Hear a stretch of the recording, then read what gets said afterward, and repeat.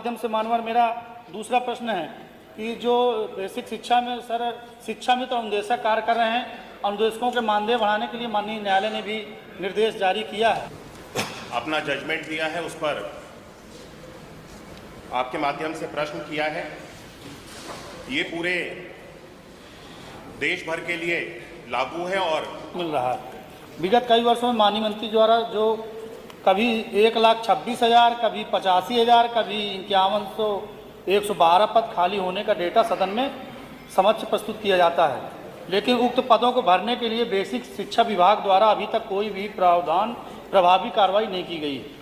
साथ ही सरकार की सही नीति न होने के कारण परिषदीय विद्यालयों की स्थिति बड़ी दयनीय है।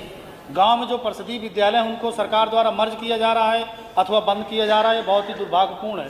गांव के विद्यालयों को बंद किया जा रहा है, लेकिन जो मधुशालाएं हैं उनको गांव-गांव में खोलने का काम उत्तर प्रदेश की सरकार द्वारा किया जा रहा है।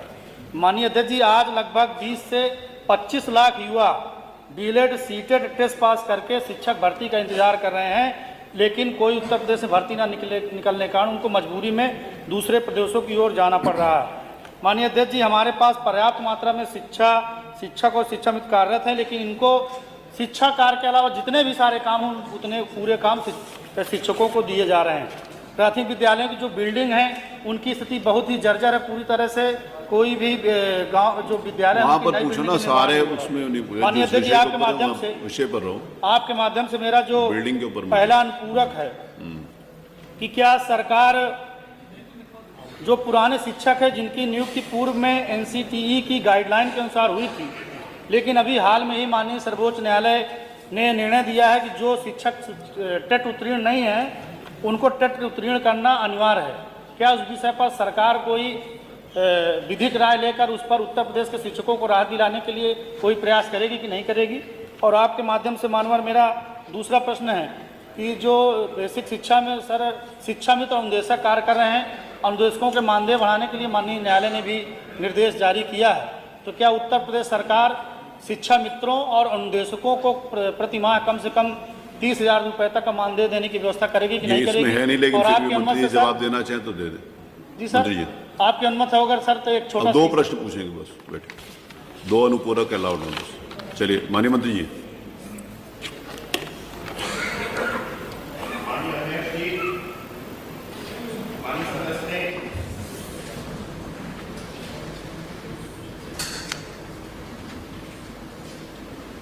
टेट की जो अनिवार्यता के लिए माननीय सुप्रीम कोर्ट ने अपना जजमेंट दिया है, उस पर आपके माध्यम से प्रश्न किया है। ये पूरे देश भर के लिए लागू है और इस संबंध में हम उत्तर प्रदेश की तरफ से उत्तर प्रदेश सरकार इसके लिए रिव्यू में पहले से ही जा चुकी है कि जो माननीय न्यायालय का निर्णय टेट को अनिवार्य करने का आया है उसको एक बार पुनः उस पर विचार कर लिया जाए। किसी भी विद्यालय को बेसिक शिक्षा विभाग के अंतर्गत परिषद के अंतर्गत बंद करने का निर्णय कभी भी नहीं लिया गया। बार बार इस सदन में इस प्रश्न को उठाया जाता है कि सरकार के द्वारा बेसिक शिक्षा विभाग के द्वारा परिषदीय विद्यालयों को बंद किया गया। एक भी परिषदीय विद्यालय बंद नहीं किया गया है। जहां तक माननीय सदस्य ने शिक्षा मित्रों के और अनुदेशकों के मानदेय के संबंध में प्रश्न उठाया, हालांकि वो प्रश्न से मूल प्रश्न से अलग है, लेकिन मैं इसके बारे में भी जानकारी आपके माध्यम से सदन को दे देता हूं कि शिक्षा मित्र और अनुदेशक हमारे विभाग के अंतर्गत बहुत लंबे समय से कार्यरत हैं और उनका जो योगदान है हमारे विभाग के लिए बहुत महत्वपूर्ण है। हमने शिक्षा मित्रों के द्वारा लंबे समय से की जा रही जो उनकी मांगें थी, जो कि कैशलेस चिकित्सा को लेकर के थी, शिक्षा मित्रों के अपने मनचाहे स्थान पर उनके समायोजन की थी, इन दोनों उनकी मांगों को पूर्ण करते हुए कैशलेस 5-5 लाख रुपए की परिवार को भी सम्मिलित करते हुए चिकित्सा की सुविधा देने का कार्य हमारी सरकार ने अभी हाल ही में किया है और उनको मनचाहे अपने स्थान पे जाकर के वे अपनी सेवाओं को दे सकें, उसकी भी व्यवस्था बना करके वर्तमान में गतिमान है और चरणबद्ध तरीके से एक एक शिक्षा मित्र को अपने मनचाहे स्थान पे, जिस स्थान पे जाकर के वे अपना सेवाएं देना चाहते हैं उस स्थान पर पहुंचाने की व्यवस्था भी बना दी गई है।